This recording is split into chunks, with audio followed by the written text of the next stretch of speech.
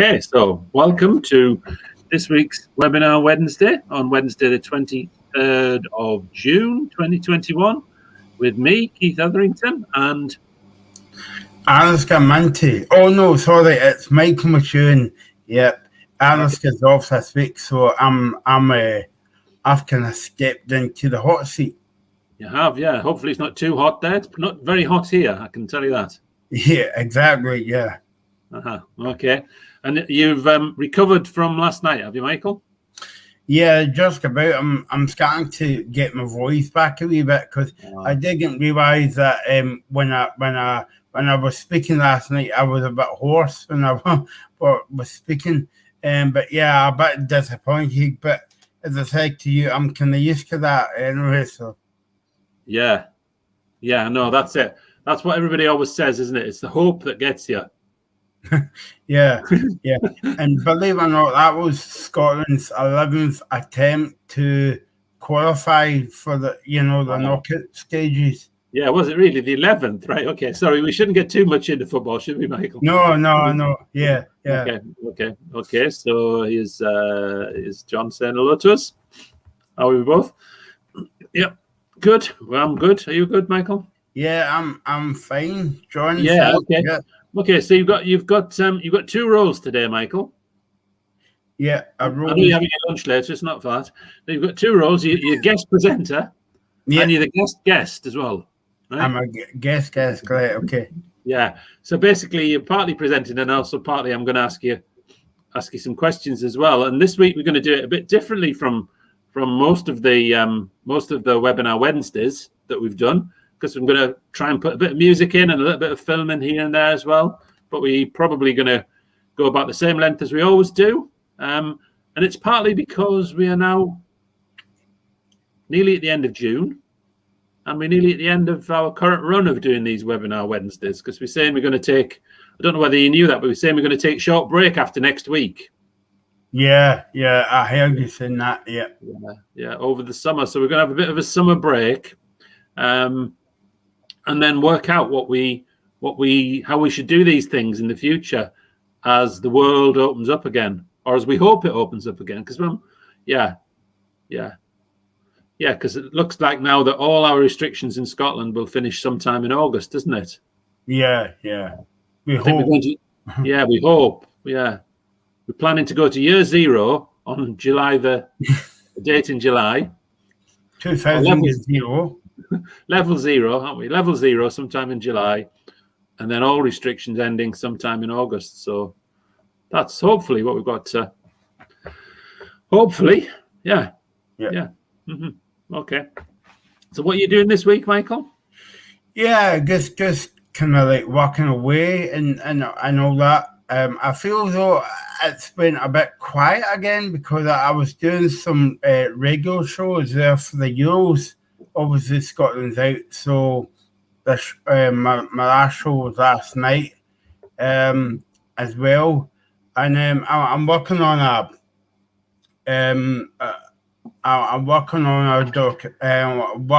documentary for Radio Scotland about the Paralympics. So, so I started that last week. So that should be going out in August time. So busy with that, kind of like at the end of the week, and just a few meetings as well. What about yourself, Keith? Yeah. Well, I'm just doing. Like I say, I'm doing like you. Really, I'm doing the sort of normal online things mostly. Yeah. I mean, I did go in the office yesterday. I'm going in the office now, maybe once or twice a week, which is quite nice actually. Quite nice going in there, and it does allow you to catch up on different things in a different space.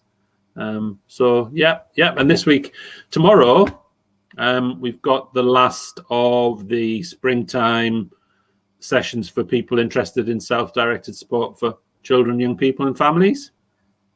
Yeah, that sounds like. Have you got a lot of people kind of attending them? Or? Yeah. So it's. I'm going to share the screen now. It's this one. Yeah, that's that one there. Oh, okay. Yeah. I've seen that about on Twitter. Yeah. Have you? Yeah. Yeah. No, I because Alistair's not around this week, I've been tweeting this week. Yeah. So I don't know whether you've noticed any material reduction in the quality of the tweets, but it's been me trying to do them this week. Well, I was going to say, Key, half of the posters has been upside down. No, I'm only kidding. No. Yeah, probably. Yeah. Anyway, tomorrow we've got this. We've got our last of the spring lunchtime sessions for children, people interested in self-directed support for children, young people, and families. And yeah, this is the flyer for it. So we're actually joined by some people from Finland as well tomorrow. From a bit of work we've been doing in Finland. With partners from Finland around self-directed support, and they're going to come and talk about how in Finland they try and offer choice and opportunities and control for families and young people. And then we're talking to someone from Sea Change, and we're talking to Bex from Community Contacts as well. And then we're going to look at how we're going to do these in the autumn, because again, like we're thinking things are going to change. Sandy Stark's been telling us the right dates. So he's been saying July the 19th is when we go to level 0. Right, the 19th, yeah. And then in August, must be August the 9th when everything changes to, or the plan anyway, the current plan would be August the 9th when everything changes to going back to whatever a normal life is. Yeah, the new normal. Yeah, exactly. Yeah, what you were telling us about? You're doing a documentary for Radio Scotland. Yeah, so I just got commissioned a few weeks ago, Keith. So I'm working on it, but it's a bit weird because of the pandemic. I've got to do all the interviews from where that I'm speaking to you over Zoom and all that. But if it wasn't for the coronavirus, I would have been going out and about to interview different Paralympians. Yeah. But because, as I said, the restrictions and nobody's, if you're not like a full-time BBC kind of like employer, like you're not around in the building. So it's quite a weird kind of setup because I'm working with like a producer, and like my producer up in Inverness, and then when we record, I go through the kind of desk in Glasgow. So it's a kind of 4-way setup. So it's a bit weird, but that's I think like that's the pluses about using technology like StreamYard and Zoom and all that, because you can be anywhere in the world. Yeah, you could have a producer somewhere in America, couldn't you? Or a producer somewhere in Europe, and it would just be the same because you're just linking with them on Zoom or on whatever platform you're using. Yeah.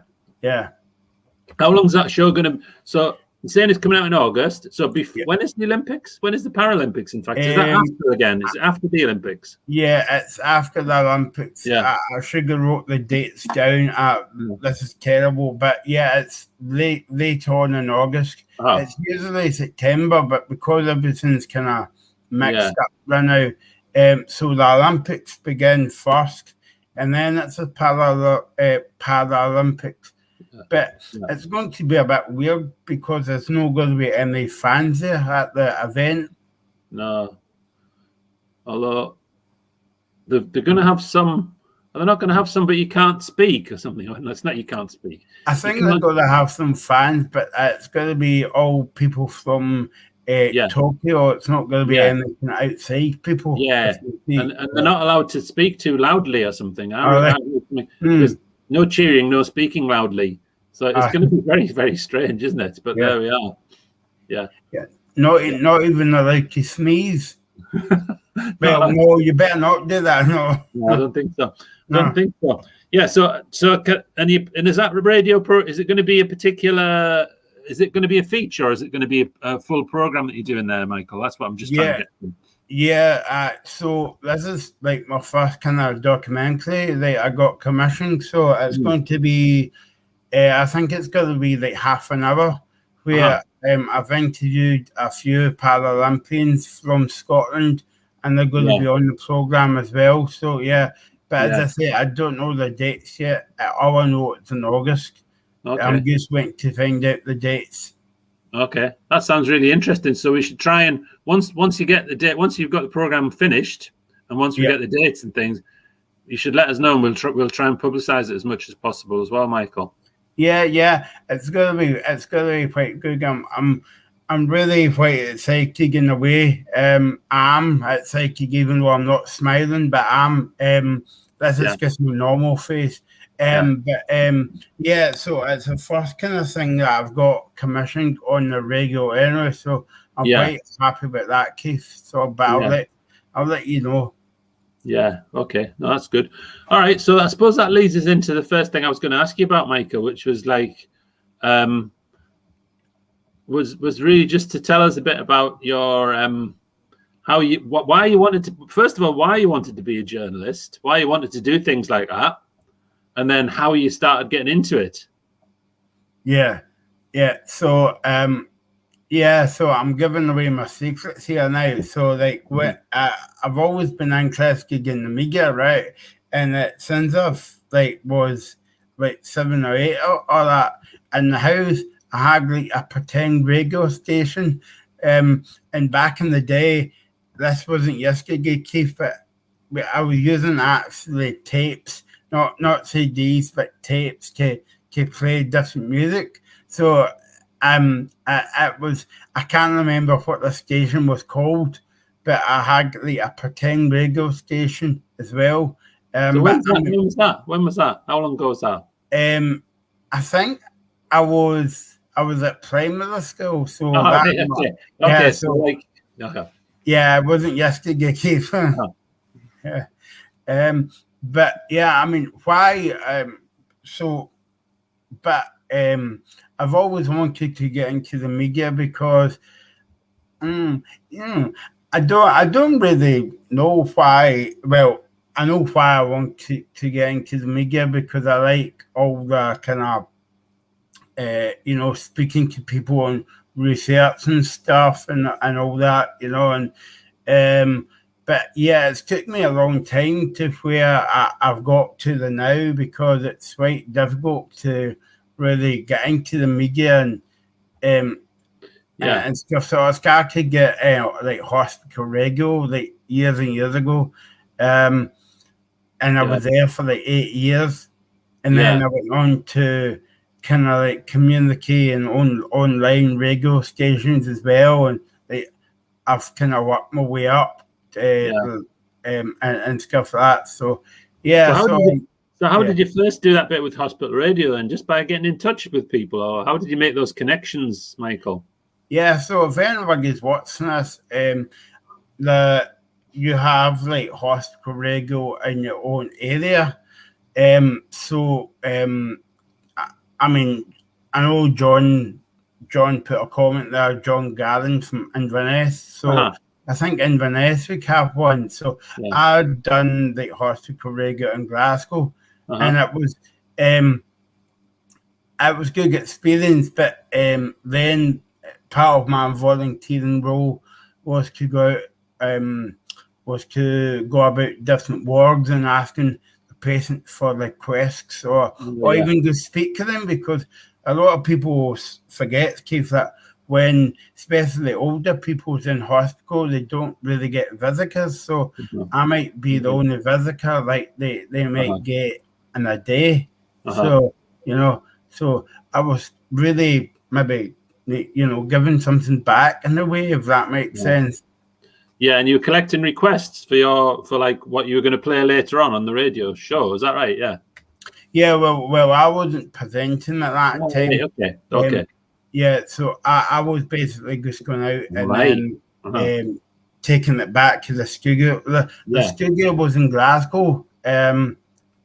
Right in the centre of Glasgow as well, and stuff. So that was good experience for me as well, Yeah, but then you've been involved with lots of different groups doing stuff like that over the years, haven't you? Because you're involved with, I think when I first met you were involved with Limelight quite a bit at that point, weren't you? Yeah. And you're also doing stuff with the Scottish Consortium in those days as well. Yeah. Well, Yeah, I mean, I've known you for quite a few years now, Keith, because I remember that when SLD was, the Scottish Consortium for Learning Disabilities was in the, the name. Global Pleasure Centre. We were in the Global Yeah, Pleasure. Yeah, yeah, yeah, that's the one. Yeah, the name basically went out my head there, Keith. yeah, But yeah, so, but they've moved about from then a few times. yeah. So, and then I used to do a bit of work for Limelight Music. I don't do work for them now, but Mhm. I used to do them. I used to work for them 1 day a week, and all that. I used to do a bit of kind of PR work for them, Mhm. and stuff. So. But yeah, I've been about. Uh, Mhm. Yeah, yeah. And I know you did some work for Partners for Inclusion as well, didn't you? Fairly recently. that was recently, Keith. I think that was about that was about 2 years ago now. Yeah. Pre-pandemic, before. Yeah, Yeah. yeah, BC before COVID. Yeah, yeah. And the normal, if yeah, that makes sense. But yeah, what happened was they asked me to do a bit of podcasting because they were doing the website up. yeah, So Pete from Partners for Inclusion, Pete Britzmans, yeah, asked me to do a bit of work for the website, and so that was fun because I didn't know anybody from that organisation, but they're a yeah, good organisation, yeah. and I know that Pete's on your. Is Pete on the board of? Yeah, he's on the board of In Control Yeah, Scotland. Yeah, yeah, yeah, yeah. yeah, He's a director or chief exec of Partners for Inclusion, isn't he? yeah. Pete's a nice guy. Yeah, yeah. So I'm going to show a little bit of film in a minute. But Yep. just before I go to the film, I'm going to, and then when I go to the film, I'll ask you another question. But I'm going to ask you just one more question just now, right? Yep. So just tell us about the bits of work that you're working on, the things that you're working on, that you continue to work on just now, because you still do podcasts for Iris, don't you? For the Yep. Institute for Research and Innovation in Social Services. Yeah. I'm glad that you said that, Keith, because every time. So am I actually. Yeah, because every time people ask me what IRIS stands for, and I'm like that, well, they do research, but Yeah. I should know it because I've been there for like 4 years now. Yeah. But you still do regular podcasts for them, don't you? Yeah, I do podcasting every month for them, so that's quite good. I've been doing that for about 4 or 5 years now. Yeah. Does that go out on Iris FM? Yeah. Yeah, that's right. And I interviewed you and William from State Scotland. Yeah. And that's up on the website as well. Yeah. Okay. Good.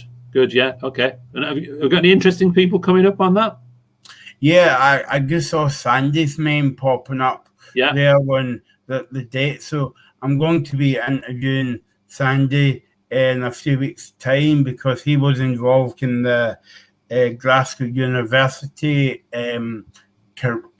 COVID study that they were that they're doing a bit of research. So I'm going to be interviewing Sandy, and then I'm going to be interviewing somebody from the university as well, and then going to be interviewing somebody from SLD about something else. The Scottish Commission for. See, I'm not used to saying SLD, but a lot of people might watch this and say, "What's SLD?" Yeah. So I've always got to remind myself to give it the Sunday name. Yeah. Yeah, no, that's good. And also, I always forget that it is the Scottish Commission these days, because originally it was the Scottish Consortium, wasn't it? So they kept the same initials, but changed one of the words. Yeah, just kind of the C word. Yeah. Okay, so you're doing that. You're doing your Irish stuff. You've got your program on Radio Scotland coming up. What else are you working on at the moment? Yeah, so I've been here a few times speaking about State of Scotland, and obviously like Keith's part of that as well. And then I'm also like the chairperson of my local disability group called Disability Action ER.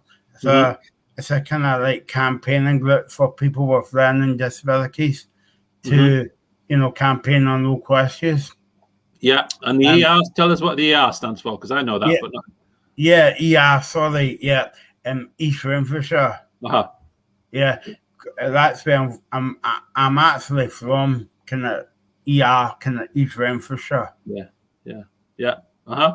Yeah, and that group used to do sort of events and physical events where people would come to, didn't it? And awareness raising sessions and all sorts. But I'm not sure how you've been online then recently with that. Yeah, no, we actually tried it once and it didn't work very well, so we haven't actually done any events for a wee while. But yeah, they were good because it was bringing the community together, and it was in different places in East Renfrewshire. It was called the big lunch, and basically everybody came and had a good time, and and a big lunch. Yeah, had a big lunch, and then sat down.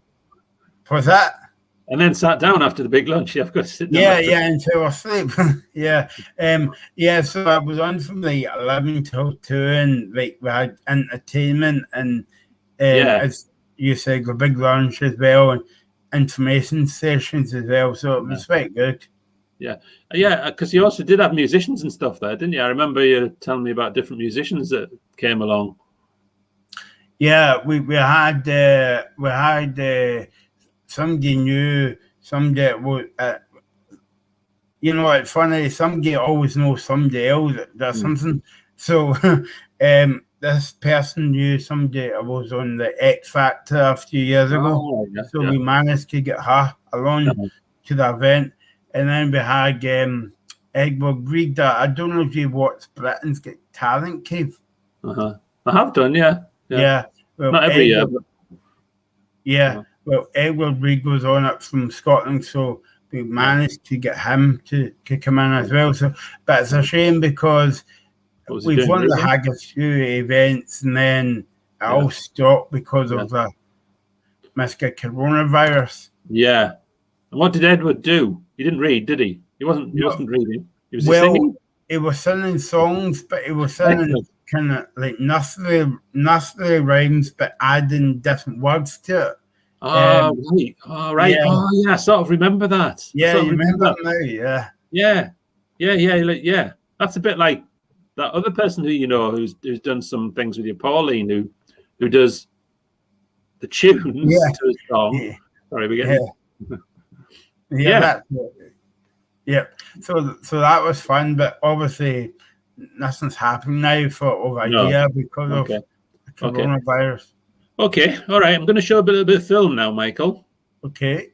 And the film is, I don't know whether were you here a couple of weeks? Did you watch the webinar Wednesday a couple of weeks ago? We had Fionathan on from Galway in Ireland. Yeah. Okay, so I'm just going to show that little bit of film that they talked about when they were on a couple of weeks ago, and it's a film that Fionathan did to raise awareness of some open learning modules, some training that they've done about helping people to understand what it's like living with Down syndrome, and to try and bust some of the myths. So I'll just show that bit of film. When we come back after the film, what I'll ask you to do is tell us about what your dream job would be in the media, right? How about that? Yeah. Okay. So you can, but whilst I've got to set up the film now, Michael, you know how I do when I set those things up. Yeah. So you've got to do a bit of filling for a few seconds. Yeah. So basically, what you're saying is it's over to me, But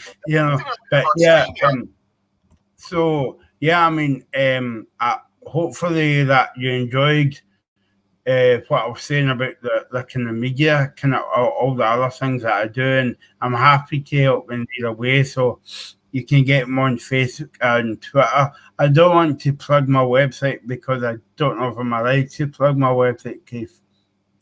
You can do that fine, Michael. Yeah. So my website is www.michaelmctunemedia. So that's all one word, michaelmctunemedia.com. www.webs.com, and you can check my website out there. .webs.com, did you say? WABS? Yeah. Okay. Excellent. All right. I'm going to share that film now. So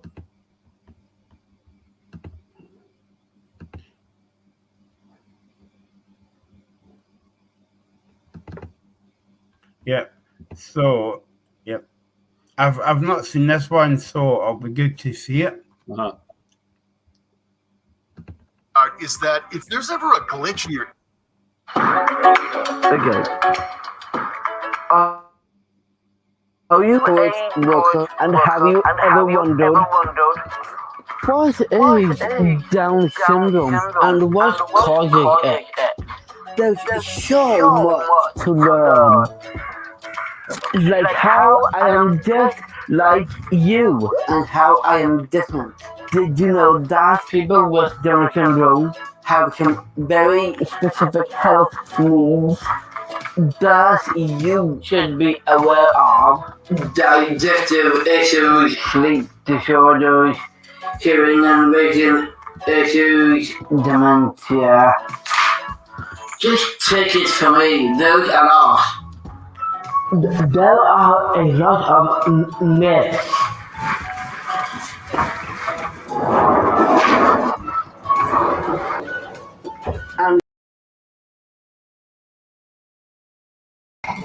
And together we will break them. Oh, that felt good. That's part of the reason why Open Future built this training module. It's full of great strategies and approaches for support workers like you.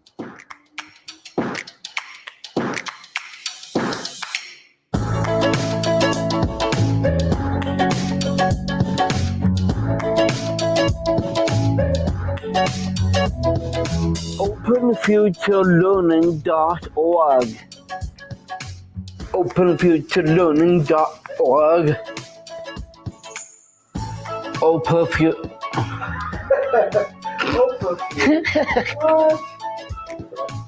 Yay. I think you got it. Okay. Actually, I don't care. Did you know that? Woohoo! Yeah. Just that. Did you know that? Oh, there's a train coming. Wait, okay, definitely for that. That's actually be pretty amazing shot. I see it too, so should we? We have to get this shot. Stay.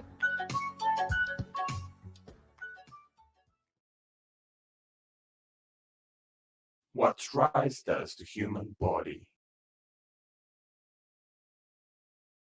This is rice. Think it's good for you? Think again. There's one simple trick to controlling your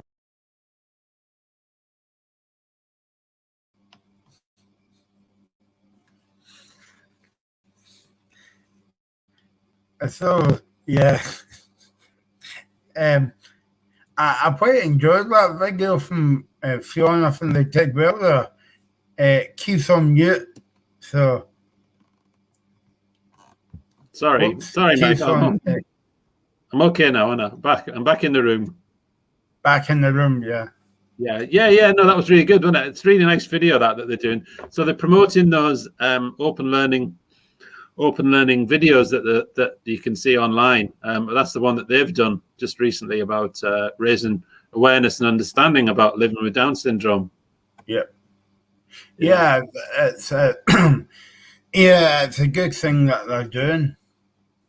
Yeah, and and that was the end of it is just like a few of the outtakes, if you know, like almost like a few of the bits that they didn't use in the main part of the film where things were happening. I like a bit when I think it was as Dag was saying the train's coming. The train's coming.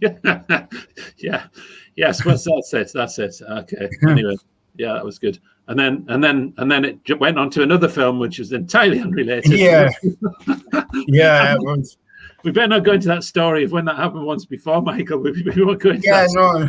yeah, reminding me of that story. Yeah. Anyway, Absolutely, yeah. that was when we were showing. What we were showing? We were showing a film that you'd done from a long time ago, weren't we? We did showing a film that you'd done from when you were. Yeah, that's right. The Project Ability. Yeah, and that you showed that film as part of the Oscar Bright Film Festival. Yeah, that's right. Yeah. Oh, that was years ago as well, Keith. That was. I remember that. That was at the Glasgow Film Theatre, wasn't it? It was like a short film that you showed. Yeah, because you came to see it. I did. I mean, yeah. When you keep going to places. Yeah. Okay. Yeah. I was begging people to come and see it, and you came and saw it, so I was pleased. There we are. Here's Michael. There's John saying you're such an inspiration to us all. And then maybe not John, but that's. I think Katrina's commenting on the other film that came through afterwards. So yeah. Okay. I mean, it's funny there, right? Because John was saying that's inspirational, Michael, and then Katrina came up with the video about the rice. So I don't know what's more important, me or people eating rice. I'm not very sure. I don't know. Anyway, tell it so. Anyway, I asked you a question before we went away, didn't I? Yeah. And it was a question. What did I said? What would your dream job be in the media? That's what I was asking you. Wasn't that like? Well, my honest answer would be to do webinar Wednesday. We keep so my dream job would be to do what I'm doing now, but maybe a bit more than what I'm doing. More of kind of like broadcasting on like TV. I really quite enjoyed TV work.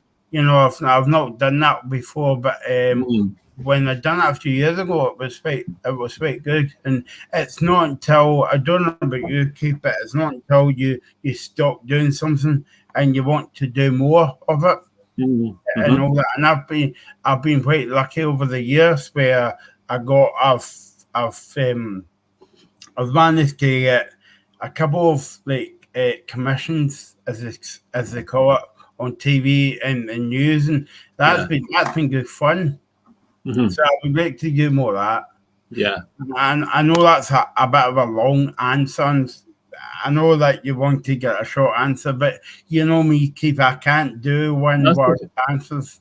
No, that's okay. That's all right. So, yeah, because, I mean, working in the media, just like working in the theatre or working as a musician, it's notoriously precarious, isn't it? Or notoriously variable in terms of whether you get work or you don't get work. And, so because sometimes people are approaching you now, aren't they, Michael? Like, did they approach you, for example, for this bit of work? Did the BBC Radio approach you, or did you pitch it to them? Yeah. Basically, what I did was I kind of pitched the idea to them, and I kind of format and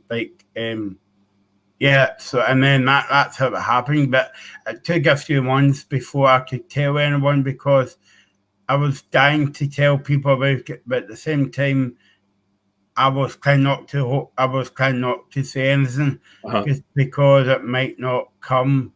Yeah. Just for that, but I was just waiting for them to sign off on it. And what I would say was the producer that I'm working with on it, he's got a disability as well. All right. Yeah, he's blind. Yeah. This is the person who's based in Inverness. Sorry, that you're saying. Yeah. Yeah, Inverness. Yeah. Yeah. Okay. Yeah. Right. Yeah, but I mean, the thing about pitching ideas is you've just got to keep doing it in a sense, don't you? Because I'm sure there's loads of ideas that you've pitched that haven't come off as well.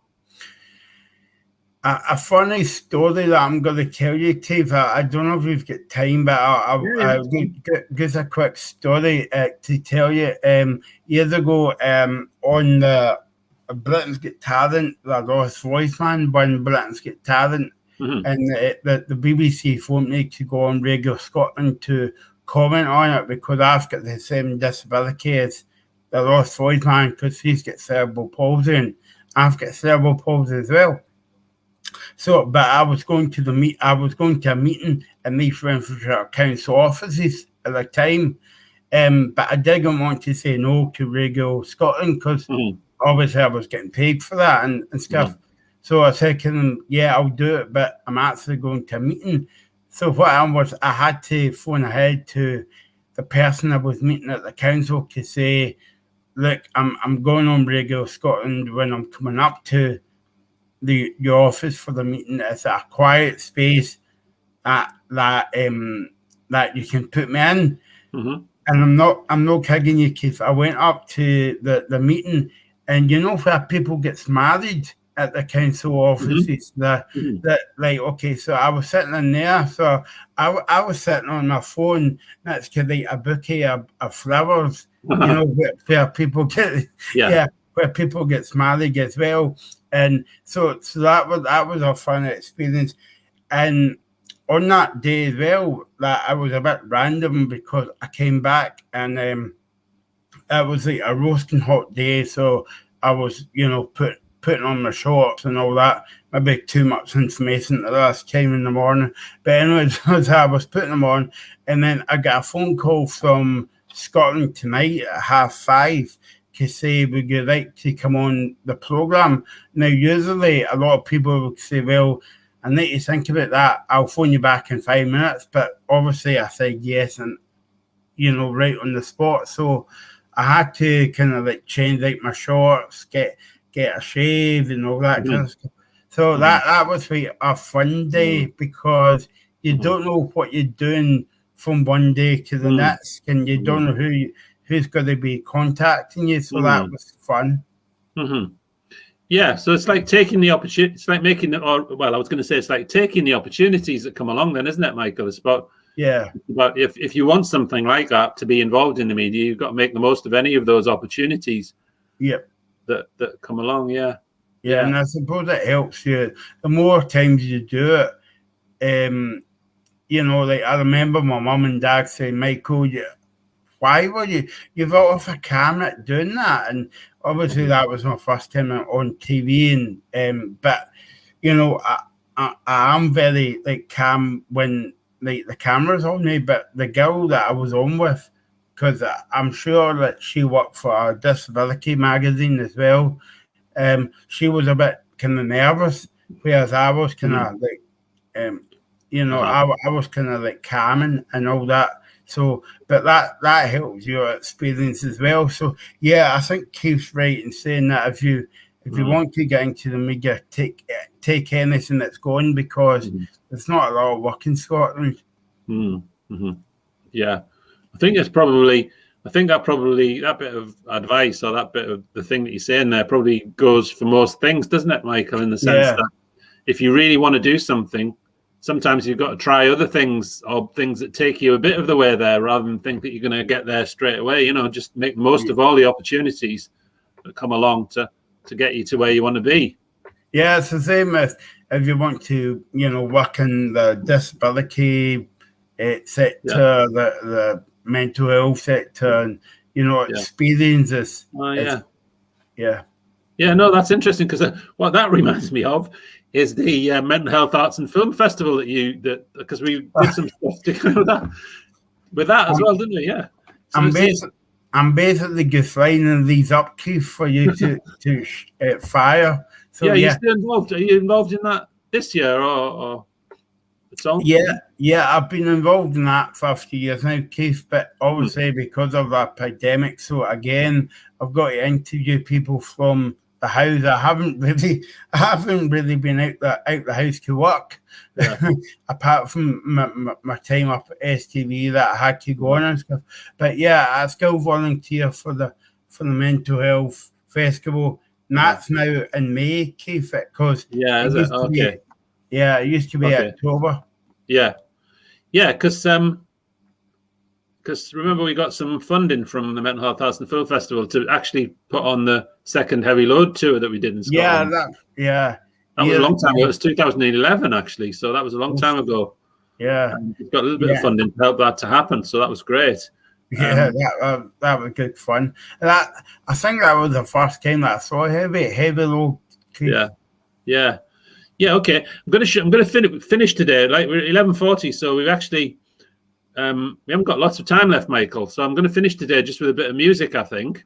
Yeah, yeah, that would be fun. Yeah, but probably it's a good time for me to say to you, or to ask you a question about how you got involved in Stay Up Late and the Stay Up Late campaigns. Then, yeah. So what was it that I suppose? When did you first hear about it, and what was it that interested you in it, and how did you get involved, and why did you want to create something happening in Scotland? And quite a few questions there. So start with a bit about when you first heard of it or why you got involved. I think I first heard about it was through you, Keith, when I got to know you because I didn't know you as well. And now that we're best pals as well, and it's so I got to know about the campaign through yourself and an organisation that you used to work for called Dates and Mates, and. Yeah, I was invited to one of Dates and Mates kind of like club nights in Glasgow, and that was called the first fully inclusive club night for people with learning disabilities.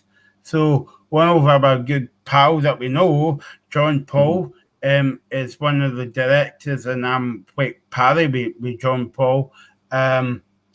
He invited me along. So I went along to the night, and it was a good night, but but people left a wee bit early, and I didn't think anything of it, Keith. But the more and more times it happened, the more times that I felt I wanted to do something. So I knew that Stay Up Late down in Brighton was set up as a charity. So then I got in contact with you and Alaska and a few other people, and so that's how Stay Up Late Scotland became a working group in Scotland. But I mean, the thing is, the amazing thing is, I keep saying is Zoom has been beneficial to Stay Up Late because we've had a few gigs, Kevin. As you know, it's went on to the early hours in the morning and stuff. And as I always say, that if it was happening in a nightclub in Glasgow, it would have been empty by 8. And not everybody could get to it either, as well. That's the other thing. Because the other thing is being able to get to people in different places, isn't it? So because we've got. I mean, without going on about that too much, we've had people like Dom who's joined us from Los Angeles, haven't we? So So I don't think he would get to Glasgow, would he? No, not in a day. Well, maybe a day, but a few, maybe ever. So and then we're and then we've got the national committee, haven't we, which meets regularly that you're chair of. And we've also been talking. So we've been talking about trying to, as we come out of the pandemic as well, think about how people can set up their own local groups that can feed into the national committee, because anyone can do that anywhere in Scotland, can't they? Anyone can set up a group if they're interested, and we can send them info about Stay Up Late and resources and materials and the manifesto and things like that. And we've also been talking to Stay Up Late UK in Brighton again. About whether ways to work out how we can get a bit more funding to be able to continue to do not only what we do now, but even more than what we do now. So we're doing a lot of different work. So if anybody wants to, and of course, Michael, we were doing up until this month anyway. We've been doing the regular Friday night music shows as well, haven't we? Obviously it's off for the summer, but I quite enjoyed doing the kind of music sessions, Keith. They're good fun. I've really enjoyed them. Despite some technical difficulties at different points throughout the months. But we'll skip over that. And we are thinking about doing something similar, aren't we? From as we go back, but also giving other people the opportunity to present and just trying to look at whether we have a mix of live music and recorded music. I think it's really getting more people presenting, because it's not Stay Up Late Scotland, it's not me and Keith, it's other people as well, and it's trying to give a a name to the person, if that makes sense. Uh-huh. You know, like gig buddies and Dick's mates. And, Yeah, oh yeah, and Get Together and who else? There's quite a few organisations who are linked up with Stay Up Late Scotland, aren't there? Yeah. Yeah. Okay. And I'm gonna play a bit of music now because 11:45, Michael. Have you got any last comments? Because I think I'll finish with this. I think we should finish with this today. Yep. Any final comments from today? No, I mean, thanks for inviting me on. I've had fun doing this kind of thing. But yeah, I would say maybe to everybody to keep well, keep safe, and all that, and hopefully we'll see you outside for a big party one day. Yeah, outside's good because then. Oh yeah, sorry. One more thing I was going to ask you about, right? So before I go to the music. And it was about the We Are One festival this year, or about the Citizen Fest that's being developed again through the We Are One group this year. So Citizen Fest in October this year, isn't it, Michael? Yeah. Just tell us a bit about that. Just can you remember what date it is and what we're going to? Yeah, I think it is the 21st to the 24th, maybe no, maybe 2020. Yeah, around maybe I think it finishes on the 23rd, but that's right. It's that weekend anyway, isn't it? In October. Yeah, because I was hoping that they would get extended to the 25th, so that it would be a birthday party for me. But there you go. But yeah, I'm looking forward to it. But I think there's going to be some on. I think we're trying to get some venues, but also we're trying to get it on Zoom as well. Yeah, a bit of both. Yeah. I think we just need to keep that. We need to keep flexible about that. With a mix of online and maybe some in-person events that are being done as part of that Citizen Fest. We're going to do another Stay Up Late night, aren't we? On the Saturday night, I think it's going to be, isn't it? Yeah. Okay. So if people want to look out for that, well, maybe what we can do is, as I was saying, next week is the last one of these for a while, for a month anyway, at least. What we'll do is publicize the We Are One festival, the We Are One web page next week as well, so that people can look at that and any up-to-date information and keep in contact with that. Yeah. And if anybody wants to get in touch about Stay Up Late, how would they do that, Michael? Yeah, you can get us on Facebook, Stay Up Late Scotland, or you can email us at stayuplatescotland@gmail.com. Okay. Or Twitter as well. I forgot about that. Oh, yeah. Yeah. How are we getting on with the Twitter? I think we're getting there, but we still need more people to follow us. Mm-hmm. So if you follow us, we'll follow you back. Okay. Good. Yeah. Okay. All right. John is saying it's been a great Wednesday webinar. Thank you. My birthday is next week, so happy birthday to John for next week. Yeah. Happy birthday, John, for next week, and I'll speak to you soon. Yeah. Okay. So I'm just gonna set this up now, Michael. Yep. Which is the last bit of music we're going to do before we close today's webinar Wednesday. Yep. And this is Electric Umbrella.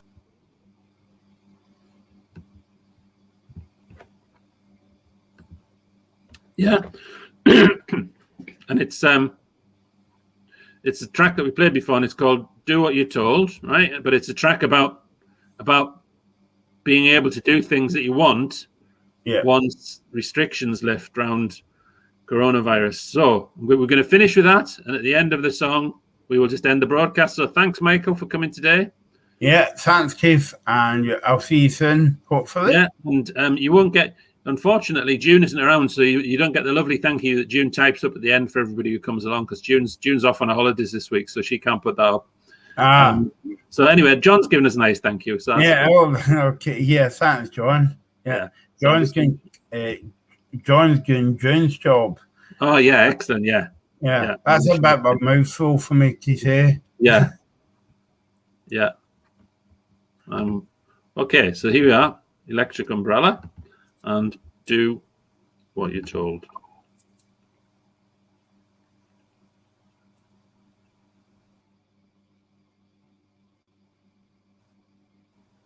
To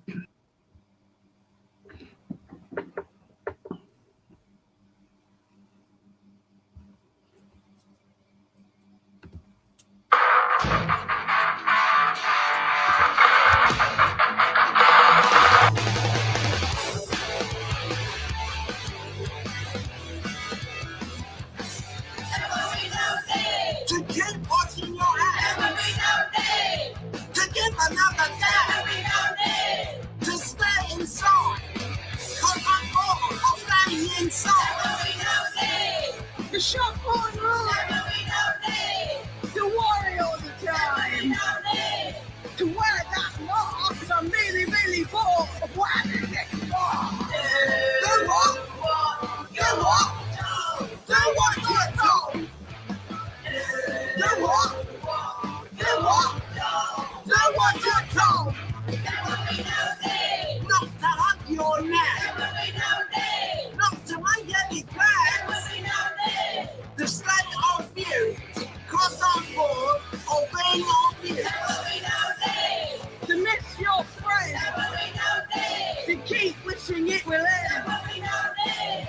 Try to get tested. I can't be back on trace, let alone tested. Do what? Do what? Do what you're told. Do what? Do what? Do what you're told.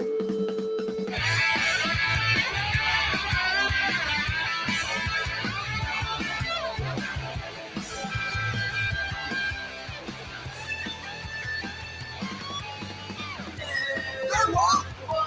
Do what? Do what you're told. Do what? Do what? Do what you're told.